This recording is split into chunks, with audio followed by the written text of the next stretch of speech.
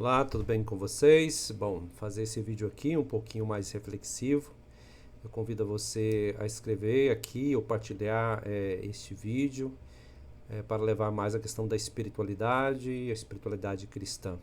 Hoje nós vamos tratar sobre a espiritualidade nesse tempo onde que exige uma produtividade alta, né? Nós falamos de uma sociedade que está cansada, porque a sociedade está cansada porque nós adentramos num processo onde que agora a exigência não vem simplesmente de fora, ela vem do próprio indivíduo, do próprio sujeito, né, que está cada vez mais exigente sobre si mesmo.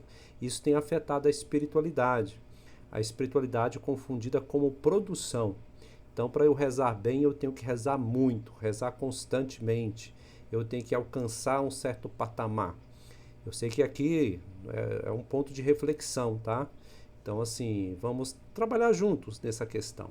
Eu vou apresentar alguns pontos, às vezes alguns pontos que pode, às vezes, causar um mal-estar ou pode levar algumas pessoas a questionamentos, mas é isso mesmo, tá?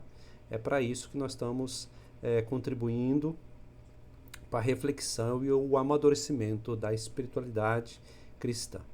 Bom, nós sabemos que nos últimos tempos, esta exigência que era externa, né, que era o meu patrão, a minha empresa, o meu trabalho, era mais esse fora que eu me obrigava a estar dentro de um ritmo, de uma disciplina naquela empresa, responder bem, ser um bom profissional ali, né? Mas hoje em dia isso tem mudado bastante. Aqui eu estou tirando a ideia de um filósofo, né, sul-coreano, o Byung-Chul Han, ele fala sobre essa sociedade que vive não mais de uma exploração externa de um patrão ou de uma empresa, simplesmente, não que não exista isso ainda, né? Mas agora o convite é ser produtivo por si mesmo, ou seja, agora a exploração é do sujeito pelo sujeito, né? É um explorador de si mesmo. Ah, eu tenho que acordar às 5 horas da manhã, eu tenho que acordar às 4 horas da manhã, eu tenho que fazer atividade física, eu tenho que cumprir isso, eu acabei uma graduação, tenho que começar outra, uma especialização, eu começo outra, eu tenho que ser patrão de mim mesmo, eu tenho que conseguir um super desempenho, eu tenho que ser uma mãe ótima, um pai ótimo, isso afetando também o que? A vida cotidiana inteira, como também a espiritualidade, né? Essa lógica do trabalho, do explorar a si mesmo, ela também adentrou na questão da espiritualidade. Ou seja, essa lógica, né, de alta produção também tem atingido o nosso modo de rezar e viver, né? Então, a espiritualidade parece que agora ela adentrou, aqui que eu estou chamando de espiritualidade, a prática, aqui nós falamos de espiritualidade cristã, então é a prática cristã, né?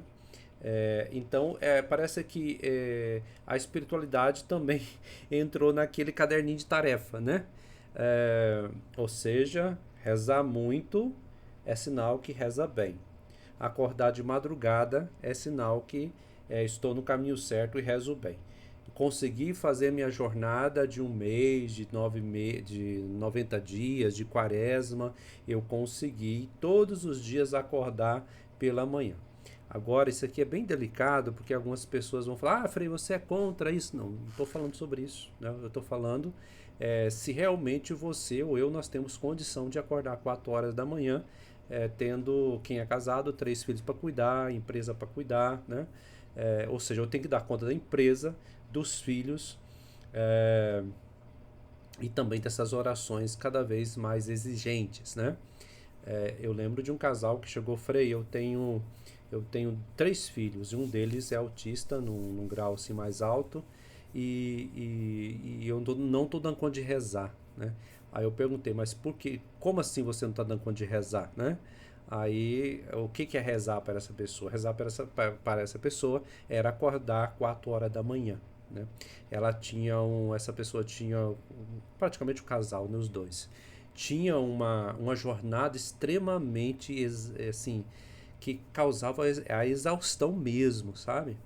porque precisavam manter toda a casa, né, o apartamento, a saúde do filho, com pedagoga, psicóloga, né, médico.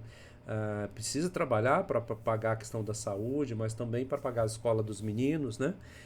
Então, e ainda colocou mais uma coisa na lista, que é justamente cumprir. Talvez alguém fale, Frei, mas é realmente rezando que eles vão dar conta de fazer isso. Gente, ó, vamos pensar numa coisa. O ser humano tem um limite. Aí se você fala assim, não, mas a graça de Deus. Gente, não vamos tentar o Senhor, nosso Deus, né? Não vamos tentá-lo. Ou seja, eu colocar um peso acima de mim, daquilo que eu consigo carregar dentro de uma realidade e esperar que a graça de Deus contribua para isso. Não, gente, isso é falta de discernimento, né? Básico, né? Discernimento. Ou seja, então rezar muito não quer dizer sinônimo de rezar bem, né? Porque essa ideia que está crescendo no nosso meio, ela está baseada justamente nessa sociedade que está pregando essa produtividade. Então, a quantidade que eu rezo, nesta lógica mercadológica, quer dizer que eu rezo bem, rezando muito, né? Então, acordar 4, acordar 5, rezar o rosário todos os dias, rezar várias vezes por dia, né?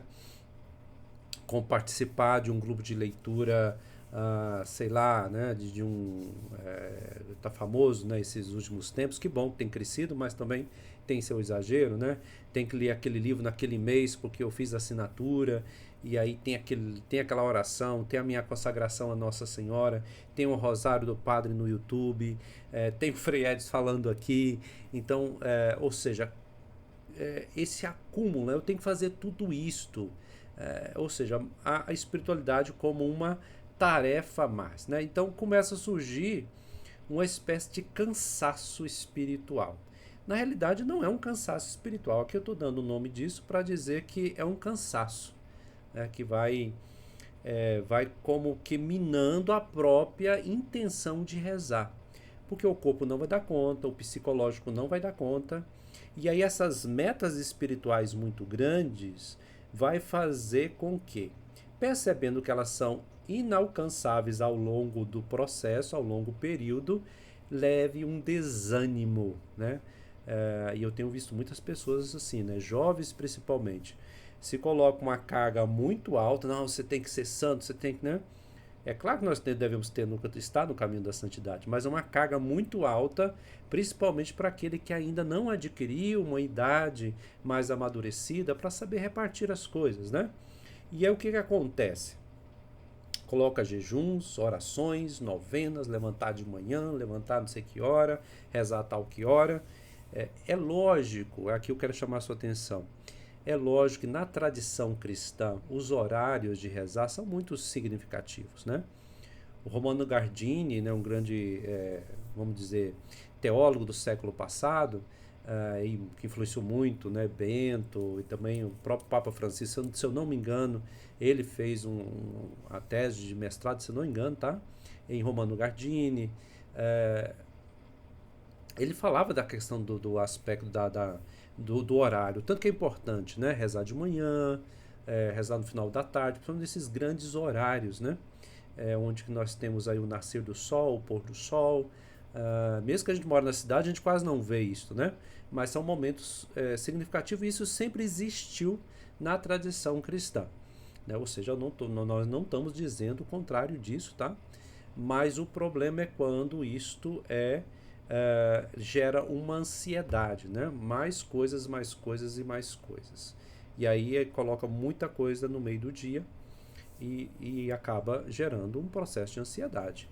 Então, ou seja, isso não gera fé, isso vai gerar mais uma ansiedade religiosa, que pode gerar uma patologia psicológica, viu? Eu tenho encontrado pessoas que se sentem extremamente culpadas porque elas não conseguem acompanhar esses movimentos, esses grupos da internet que rezam muito mesmo. Não estou dizendo que isso é ruim, mas eu estou dizendo que elas não conseguem porque o estado de vida delas não é o mesmo daquelas pessoas que têm tempo. Uma coisa, seja uma pessoa aposentada, seja uma mãe que já tem os seus filhos crescidos, né? é um pai que está ali, que já conseguiu, vamos dizer, sua aposentadoria, ou ele tem um tempo ali maior, só trabalha meio período, ele pode tirar uma soneca à tarde, né? Então, tudo isso pode ser encaixado. Agora, imagina uma pessoa com 3, 4, 5, 6, né? As pessoas, principalmente, né, sempre num casal aberto à vida, e de repente tem que, né, colocar tanta coisa, tanta coisa, tanta coisa. Isso vai gerar ao longo do percurso justamente um processo contrário, né?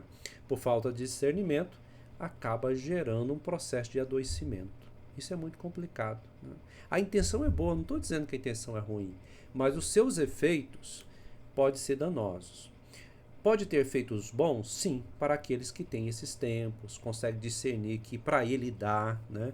Para ele consegue realmente ali de fazer 1 hora de leitura orante da palavra, de rezar o seu rosário, rosário mesmo, não só o texto, mas o rosário todo durante o dia. Eu conheço pai de família que consegue rezar o rosário todos os santos dias, né? Porque ele consegue ali estabelecer um horário onde que não prejudica ali a relação familiar no sentido que vai deixar de estar presente para estar sozinho, né? Não, tem um horário ali perto do almoço que ele consegue, o trabalho dele é mais flexível, ele acaba conseguindo rezar, né? E é muito tranquilo para ele, isso é muito benéfico, não tem nenhum problema nisso, né? Até ajuda ele. Mas é essa pessoa específica, não é o caso da maioria das pessoas que trabalham 8 horas, 9 horas, 10 horas por dia, ou até mais, considerando o trânsito, né? Considerando quem pega ônibus ou as grandes cidades. E vocês sabem, quando prejudica o sono, isso pode gerar estresse, isso pode gerar depois, ao longo do tempo, ansiedade, sensações de aperto no peito, né? Fraqueza corporal, confusão, né? Nos próprios pensamentos, porque o corpo quer descansar, né? O corpo quer descansar. Então, assim, Deus não é chefe, né? Deus não é chefe. A mentalidade social hoje, da sociedade do burnout, a sociedade do cansaço, quando adentra esta mentalidade dentro da prática religiosa, é porque tem como fundamento um Deus chefe, né? Um Deus que vigia, né? Mas oração não é produtividade, não pode estar dentro dessa lógica. Não é performance, né? Não é exatamente tarefa ao modo da academia, que também hoje é essa luta, né? Tanto fazer academia, eu faço crossfit, eu faço academia, eu vou naquilo, né? Ou seja, tem que demonstrar resultado o tempo todo. Então, o perigo de transformar a fé numa espécie de meritocracia espiritual. Se eu fizer mais, receberei mais, serei mais santo. Se eu fizer mais, eu receberei mais. Olha só o perigo, né? Ou seja, nós estamos numa ideia assim de heresias passadas, né? O que é heresia? Um erro de compreensão de fé, né? Então é uma lógica mercantilista, mercadológica, né? Na realidade, mercadológica, que transforma a espiritualidade em uma tarefa exaustiva para obter um resultado, né? Então, o que nós precisamos para romper e não deixar ser influenciado por essa lógica social que nós estamos vivendo hoje? É deixar esta ideia de Deus como chefe e encontrar e experienciar esse Deus que é pai, não um patrão. Ele é um pai. Não é chefe, não é patrão, é pai. Então, Jesus, então, se a gente olhar para ali sua relação com os fariseus, ele criticava, né?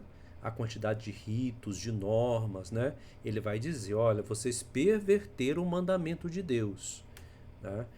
Caíram nas tradições humanas e deixaram os mandamentos de Deus. E o seu comportamento, com muita frequência, era o quê? Retirar e rezar sozinho. Olha só aqui, eu quero que você reflita aqui comigo. O que eu vou falar aqui pode ter assim, uma má compreensão, mas qualquer coisa você pergunta aqui embaixo que a gente vai conversando, tá? De forma tranquila. Jesus retirava sozinho para rezar, dialogar com o Pai. Hoje nós fazemos isso. Preste atenção. Sozinho. Sozinho. Nós não estamos dizendo com isso aqui, né, o celular. Estamos dizendo sozinhos. Ou eu preciso ligar a internet para rezar, né? Pode ser que eu esteja numa situação tão assim frágil, mais delicada, no sentido que eu estou passando por um sofrimento muito grande. Às vezes sim, isso aqui pode me ajudar, a TV pode me ajudar, porque às vezes eu não estou conseguindo nem concentrar devido ao sofrimento que eu estou passando, seja uma doença, seja a perca de alguém, seja uma falta de sentido profunda.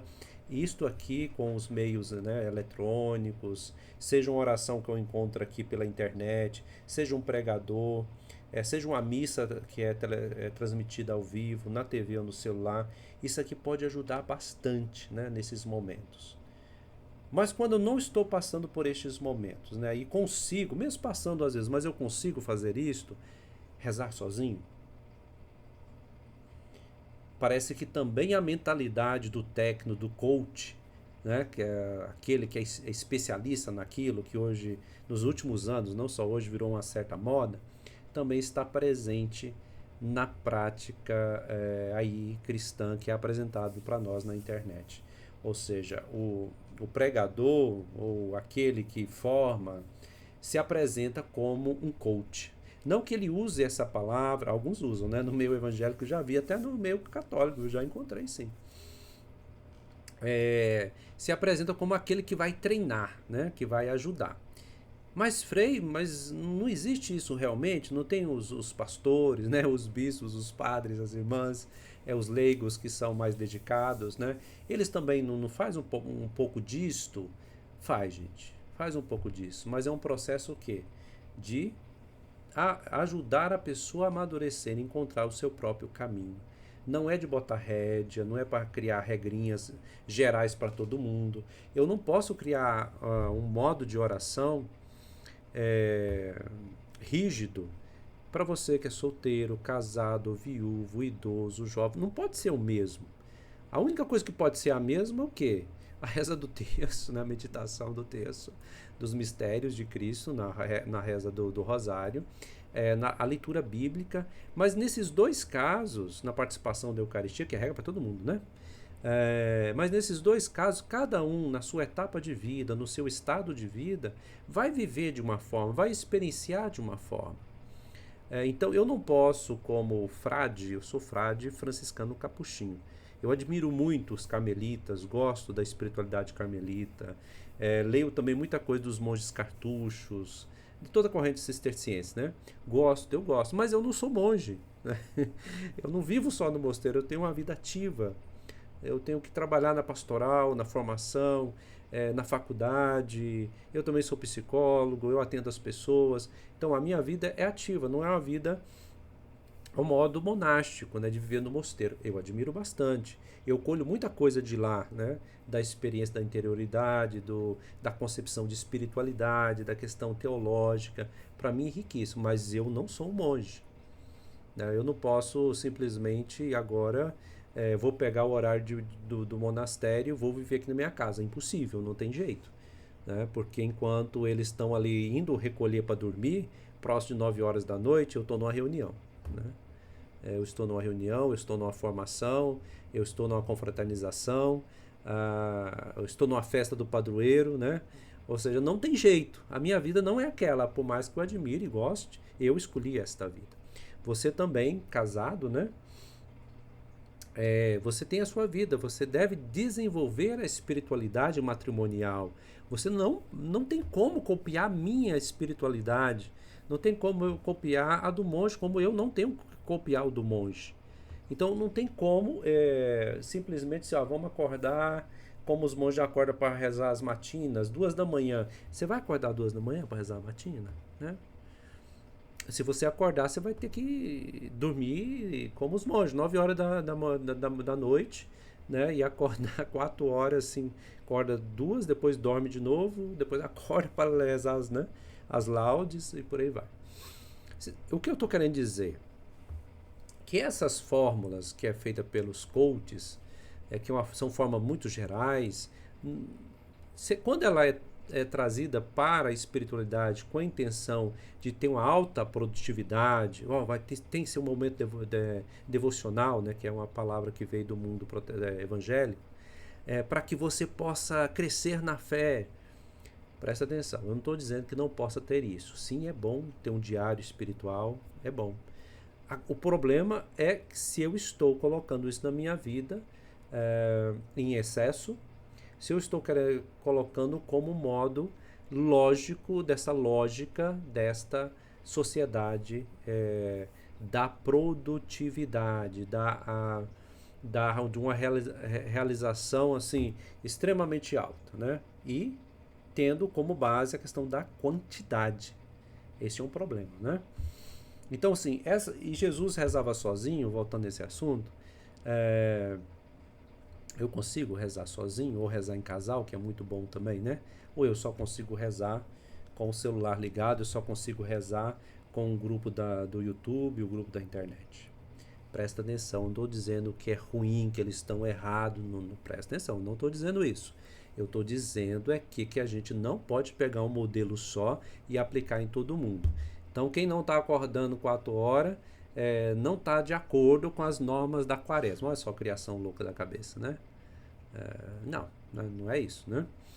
Então, a graça de Deus, ela vem com gratuidade. Não fostes vós que me escolheste, fui eu que vos escolhi, né? E quando eu lembrei de Paulo agora, né? Ô Senhor, tem como tirar esse espinho na carne?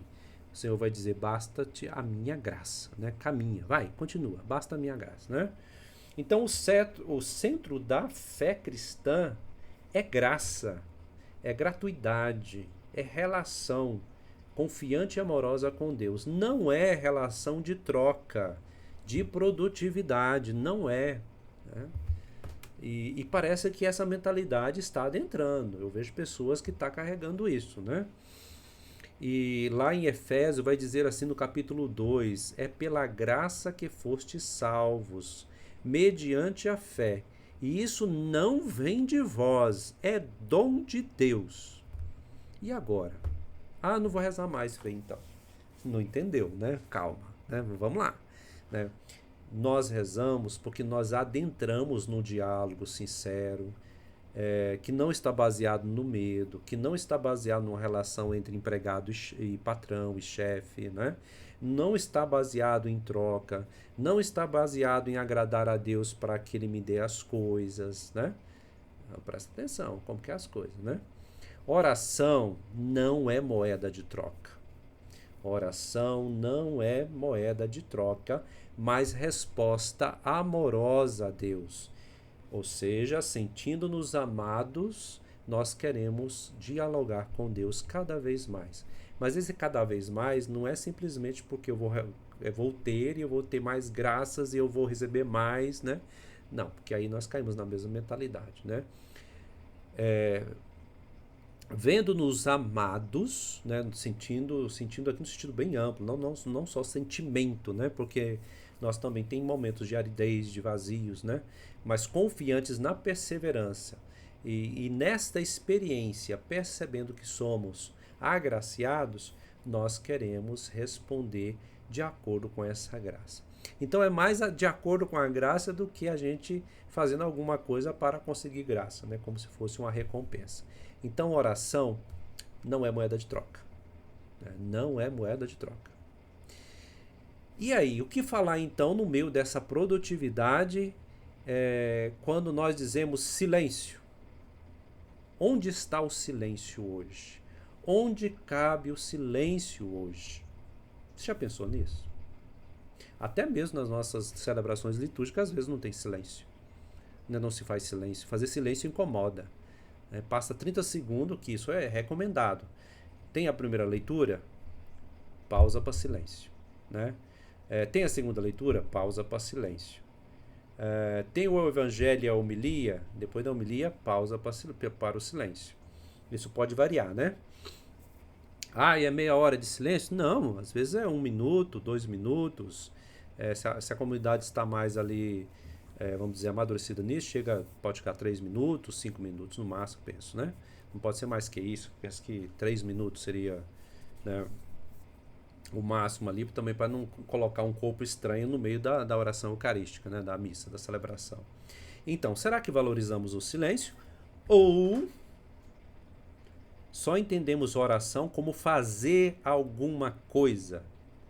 Ouvir uma pregação, dizer palavras. Uma vez eu saí com uma pessoa e ela não parava de rezar o texto dentro do carro. Ué, Frei, não pode não? Claro que pode rezar o texto. Mas tem uma pessoa junto com você, né? Mas tem que rezar o texto por quê? Para cumprir, né? Fechar o rosário. E não tinha tempo, só teria tempo comigo dentro do carro. Então rezou, continuou rezando o texto, né? Enquanto me ignorava, né? Ué, que tipo de cristianismo é este, né? Ah, a pessoa não gostava de você. Falei, não, não é isso não. É porque ela queria completar realmente o texto, né? Mas o quê? Pode ser basear aí numa espécie de medo de Deus, né? Que tem que fechar o ciclo e etc e tal. Valorizar o silêncio. Esse filósofo que eu disse, que eu estou usando aqui para ajudar a gente a refletir a espiritualidade, ele vai dizer, eu esqueci o nome da obra que ele fala sobre isso, as obras dele são pequenas, mas que pode ajudar a gente a refletir, né, nisso que eu estou falando. Ele fala sobre o ócio, né? Tantos filósofos e filósofos e teólogos, né? E também os pais da igreja patrística, né? O ócio aqui, você fala, nossa, Frei, ócio, né? Que parece assim, parece que é um pecado, né? Tá, você está falando de preguiça? Não, ócio criativo, né? Da filosofia. Então, é um parar, é um silenciar contemplativo. Então, e mesmo que não seja contemplativo, porque a contemplação já é uma graça de Deus, né? Mas que esse nosso preparar-se para abrir-se a Deus necessita de silêncio, paradas, né? Oração sem palavras, onde nós fazemos uma visita ao Santíssimo e ficamos em silêncio. Eu não estou dizendo que é só para ficar em silêncio, não, tá, gente? Porque nós temos uma tendência terrível. É 880, é 880. Calma, não é nem 8 nem 80. Você vai fazer uma visita ao Santíssimo, faça suas orações iniciais, silencie, né? Fica ali, pronto, né? É como meditar a palavra de Deus, a Lex Divina, ou leitura orante. Tem o texto, leia o texto, né? Leia de novo. O que esse texto te diz? O que você responde? E depois, silencie, né? Silencie, não diga nada. Só coloque seu coração diante de Deus, sua alma, seu interior, né? Qualquer nome que você quer dar para essa abertura a Deus, né? Então, oração sem palavras. Será que nós estamos preparados? Será que nós fomos formados para oração sem palavras? Ou a gente precisa Pense só numa coisa. Se chegar alguém na sua casa, né, uma visita, e ele começar a falar e não abre para o diálogo, como você se sente? Né? Então, se tem duas pessoas, normalmente tem que ter um diálogo, né? Uma hora um fala, o outro escuta, né? Um fala, o outro escuta, né? E aí acontece o diálogo. E o espírito, ele sopra aonde quer, e às vezes o silêncio é um dos melhores momentos onde que o espírito vai formando o nosso coração, né? A nossa experiência.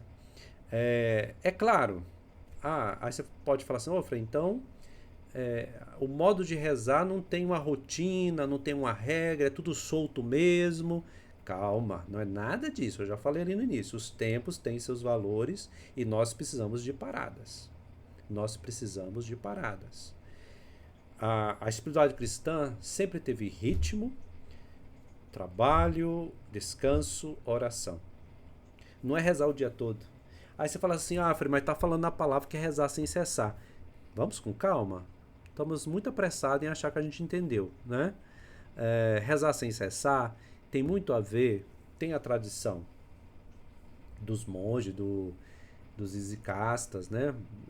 Tradição antiga, dos monges, também dos padres antigos, dos místicos, né? que repetiam frases da palavra de Deus durante o dia, depois de ter meditado, rezavam, né? Repetiam. Mas enquanto eles repetiam, eles estavam fazendo alguma coisa, né? sozinhos, né? Mas se for preciso um trabalho que conversa, não vai ficar repetindo, né? Não tem jeito. Mas rezar sem cessar não quer dizer ficar pronunciando palavras o tempo todo, né? Mas precisa de trabalho, descanso, vida de oração. Se você tem família, você precisa, né? Família, que eu falo assim, tem família no sentido casado, tem filhos. O modo de você educar seus filhos, catequizando-os pelo comportamento caridoso, não somente porque está mostrando a Bíblia, precisa mostrar, precisa rezar o Pai Nosso e a Maria, né? Claro. Mas não é só isso. Catequizar é ensinar comportamentos de paz, de amor, de concórdia, de tolerância, né? E isso começa na própria paternidade, na própria maternidade que a mãe passa para os seus filhos. Então, existe ritmos, existe descanso, existe lazer, né? Você quer... Sim, existe lazer. Se não tiver lazer, né? Imagina, só. Então, não é uma oração... A espiritualidade cristã não é uma maratona de 42 quilômetros, né? E parece que essa coisa tem adentrado na cabeça de algumas pessoas. E depois vem queixar, eu fiz consagração a Nossa Senhora e não consigo seguir lá as orientações do manual. Gente, pois é. E, e aí, né? Será que você está botando muita coisa para cima de você? Isso não quer dizer que você não tenha que rezar, né, ou meditar a palavra. Tem, né? Mas será que você não colocou uma carga grande demais em você? Imitando os outros nessa sociedade da produtividade? Então, quando a busca espiritual ela adoece, então precisa aí ficar em alerta, né? Falar como a espiritualidade pode contribuir. Olha só, gente, né? A espiritualidade pode contribuir, uma espiritualidade, agora eu vou falar isto, não vai fazer recorde no meu vídeo aqui não, viu? Ai, a má espiritualidade pode contribuir para a síndrome de burnout, né? Então, que síndrome é essa? Cansaço, esgotamento, né? Não aguento mais. Nossa, muita coisa na minha vida, né? Aí trabalha na pastoral, trabalha na igreja, trabalha em movimento, faz encontro de casais, aí chega em casa, tem que rezar o rosário. Pois é. Tem que levantar 4 horas da manhã. Uma hora vai queimar, né? Burnout é justamente mais ou menos isso, né? É um queimar que ali, como palito de fósforo, vai queimando, não resta mais nada, né? Acabou toda a energia, não aguenta mais. E aí, quando a espiritualidade é mal compreendida, leva a isso, a um esgotamento. Às vezes a gente vai assumindo tantas coisas nas comunidades, os nossos paroquianos, que chegam no esgotamento. É catequista, é ministro, é do encontro de casais, toca na missa e ajuda o grupo de jovens. Vai esgotar, não tem jeito, né? Aí você fala, mas está precisando. Então precisamos constituir novas lideranças, né? Ou chegar ao ponto de falar, não dá, eu preciso agora só, né, seguir isso aqui, né, 2 movimentos, 2 pastorais, aí eu consigo. Mas não, porque eu estou deixando de dar até atenção para a minha igreja doméstica. Grande perigo. E eu vejo também pessoas com sentimento de culpa, muito frequente, na direção e também na confissão. Sentimento de culpa. Por quê? Não consigo rezar o suficiente. Presta atenção nessa fala, né? Imagina uma pessoa falando para você com sentimento de culpa. Não consigo rezar o suficiente. O que essa pessoa está dizendo com suficiente? Qual é a medida dela que ela disse, que ela pensa que é suficiente? Da onde que ela tirou esta ideia, essa concepção? Primeiro, ela tem noção da diferença dos estados de vida? Religioso, solteiro, viúvo. Ela tem noção das fases, né? Criança, pré-adolescente, adolescente, jovem, adulto, idoso. Ela compreende que esses estados de vida e fases da vida, nós nos comportamos de forma diferente? Então, o que é rezar suficiente? Da onde que se veio essa ideia? É da produtividade? É desse modelo social que nós estamos vivendo? Eu preciso ser uma pessoa eficiente? Cobrar de mim mesmo até criar uma síndrome, uma ansiedade? Chega ao ponto, gente, isso já testemunhei, né? Chega ao ponto de ter raiva do religioso. Sim, cansaço, esgotamento, não aguentar mais, chega, né? E eu acho que talvez algumas pessoas, alguns grupos e até mesmo líderes não tenham percebido isso, têm colocado uma carga muito grande. Não, falei, peraí, mas tem que ter uma carga, esse mundo está todo perdido, vai aumentar o mal a mais, né? Já está todo mundo estressado e ainda coloca uma carga extremamente alta sobre a pessoa na sua concepção de Deus. E aqui a gente pode falar até em abuso espiritual, né? Que vai além do abuso psicológico, abuso espiritual, que invade a consciência do outro, diz o que tem que fazer, tu tem que só nesse caminho que você vai ser protegido, só nesse, né? E aí começa a querer dominar a consciência do outro, adentra ali dentro e faz sua morada e vai dando os ditames do que ela tem que fazer, né? Aí nós estamos falando de abuso espiritual. O abuso espiritual ele não acontece simplesmente assim numa conversa tete a tete, né? Não, tem acontecido via internet. Então, e se não rezar o suficiente, advém dessas situações, viu? Outra coisa, comparação com outros, né? Nossa, fulana consegue rezar o rosário todo dia, eu não consigo, meu Deus, por que eu não consigo, né?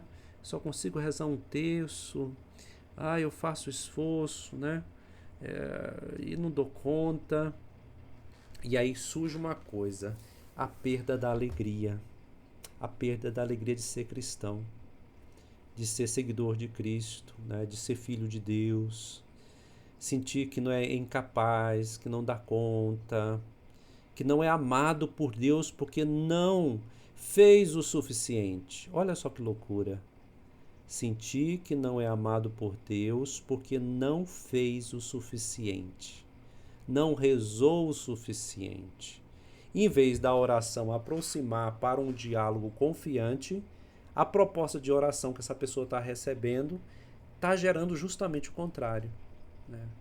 Está gerando um sentimento de culpa profundo, de não dar conta, né? Comparação com os outros e a perda da alegria. Às vezes a gente vê pessoas cansadas, sabe? Até com essas olheiras aqui, sabe? Cansado, né?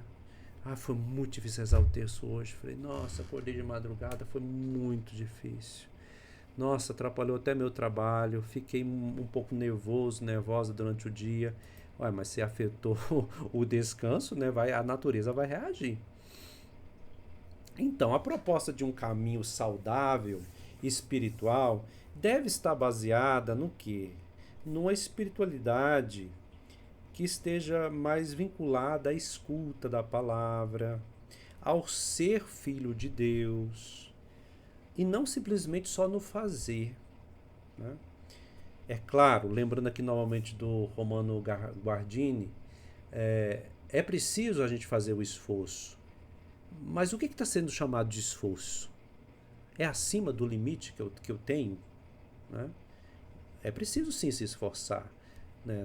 Na dedicação da meditação da palavra, na devoção saudável à Virgem Maria, sim. Mas a nossa espiritualidade não pode estar baseada simplesmente no fazer. No fazer algo, num rito, né? No sentido extremamente exacerbado. O essencial, então, não é quantas orações eu fiz, mas como eu estou sendo transformado nesse diálogo confiante com Deus. Como uma criança e seu pai, né? Vamos fazer essa comparação. Não é de produtividade, não é, né? Valorizar práticas feitas com consciência, discernimento. Nossa, tive que ali acompanhar minha tia e eu não deu para rezar o terço hoje, né? Tem gente que se sente culpada, vocês acreditam? Teve que acompanhar a tia no hospital, né? E a pessoa sente culpada. Padre, eu não pude rezar o terço porque eu tive que acompanhar. Meu Deus, né? Ou seja, o sentimento de culpa baseado numa ideia de produtividade, baseada não no amor, né? No amor confiante em Deus, mas num senso de produtividade ou até mesmo de medo de Deus, né? Desse chefe, desse patrão, Né? Então, a espiritualidade deve estar baseada numa consciência de liberdade, de confiança. Se não deu hoje, se não deu agora, não tem problema. Né? Aqui não é uma apologia ao laxismo, viu? Mas temos que ter consciência amadurecida para saber que está tudo bem, né? Que eu preciso retomar e vou retomar depois. Agora eu preciso fazer essa caridade. Depois eu vou encontrar com a própria caridade, que é o próprio Cristo. Né? Mas agora esse Cristo se apresenta nesta situação. E é aí que eu preciso lidar, né? É aí que eu preciso entrar em ação concreta, né? Com seus sinais. Então, valorizar essa consciência mais livre, né? Mais tranquila. Então, para a gente terminar, uma espiritualidade de leveza, gente, por favor, né? O cristão não deveria ser uma pessoa triste, né? Acabrunhada. Nossa, parece que tem um espírito assim para baixo, né? Pesado, arrastado. Bom, não é um encontro pessoal com Cristo que vem essa sensação. Né? Aí é de frustração, de incapacidade, de auto-julgamento, de sentimento de culpa, às vezes até mesmo medo de Deus, de um Deus que alguém falou para mim. E eu acreditei nesse Deus, né? Que ele é um Deus punitivo, que é um Deus que julga, que você não fez a sua tarefa e você vai sofrer uma penalidade. Né? Então, vamos lembrar de uma palavra, né? Vinde a mim todos vós que estáis cansados, e eu vos aliviarei. Uma pessoa me perguntou uma vez assim, Frei, nessa quaresma eu queria estabelecer um jejum para mim, aqui jejum no sentido bem amplo, né? Mas eu não consigo, não tem tempo para fazer e eu não estou sentindo tempo assim. Não consigo fazer porque alguns jejuns porque eu cuido da minha mãe com Alzheimer. Gente, né? Pensa aqui comigo. A vida já deu um jejum muito grande, né? A vida já estabeleceu um jejum de tantas outras atividades e tantas outras ações que essa pessoa podia estar fazendo, mas ela está ali na vida de amor, de entrega, de doação a essa mãe que está nos últimos anos da sua vida. Como é que eu vou me colocar mais uma carga sobre mim? Pois é, tem gente assim, sabe? Passando dificuldades, às vezes com o marido acamado, e ainda escuta alguém falando que ela tem que fazer um jejum. Né? E outra coisa, a pessoa já tem 70 anos, aí nem sabe que a igreja deixa bem claro, né? Jejum de alimento não pode fazer nessa idade. Né? E a pessoa ali com sentimento de culpa, não consegui rezar o rosário, não consegui levantar 4 horas da manhã, mas já cuidando com o marido, ou o pai, ou a mãe naquela condição, e ainda colocando um peso maior. Ou seja, a pessoa não conseguiu, por culpa nossa, né, de não ajudá-la, nossa pregadores, da evangelização, dos catequistas, dos nós cristãos que achamos que estamos maduros, né, de ajudar essa pessoa a perceber que a prática dela já é viver a espiritualidade. É claro que antes de deitar ali ela vai fazer sua oração, seu diálogo com Deus, na hora de levantar, mas tantas tarefas, né, que ela tem, que a própria vida colocou sobre ela, tantas penitências, né, que a vida a trouxe, né, e que ela ali está vivendo. Então o jugo de Jesus é suave, o jugo do Senhor é suave, o peso da fé não pode esmagar, não pode. A fé deve ser de liberdade, de gratuidade, né, de leveza. Leveza não é laxismo, né? Mas também não é comportamento da lógica da produção do toma lá da cá. Né? Rezar com coração livre, menos produção, mais confiança na perseverança. O que é perseverança? Essa perseverança está baseada na confiança, né? De um filho, de uma filha que confia nesse pai que sempre, sempre ama. Deus não nega a si mesmo, né? Sempre ama. Meus irmãos, espero que tenha ajudado com essas reflexões. Eu vou terminar repetindo uma coisa. O quê? É necessário a gente perseverar, é necessário a gente fazer o esforço, tá? Mas nós precisamos tomar muito cuidado para não cair na lógica na lógica da produtividade muito presente no nosso meio capitalista, social, né, econômico, financeiro, e também das propostas dos coaches da vida, né? Que você tem que se realizar se você fizer isso, fazer aquilo, né? Você vai receber em volta de troca, etc. e tal. Vamos com confiança, com tranquilidade, tá? Faça sua meditação da palavra, avalie o seu estado de vida, né? Converse com um sacerdote mais amadurecido. Quando eu falo amadurecido, então quer dizer que tem sacerdote que não é amadurecido? Tem, né? Mas tô falando assim, um que tenha mais idade, né? A gente tem desprezado, na sociedade despreza, né, os mais velhos. E os sacerdotes mais de idade têm muita experiência. Às vezes os mais jovens estão ali na animação, né? Que olha, nós vamos conquistar esse reino de Deus pela força, pela violência quase. Tem claro que tem força, né? Mas procure alguém para conversar sobre isso, né? Alguém que tenha uma caminhada mais serena, que você percebe uma perseverança, nada de extremos, todo extremo é ruim. Uh, e confie em Deus, tá? Deus te ama. Deus te ama, Ele me ama, Ele te ama. Muito bem. Com Deus, se você quer mais ouvir sobre esses assuntos, por favor, né, pode comentar aí embaixo qual assunto que você quer que eu desenvolva. Se eu puder, né, se eu puder contribuir na temática, eu gravo outros vídeos, tá bom? Abraço, Deus te abençoe.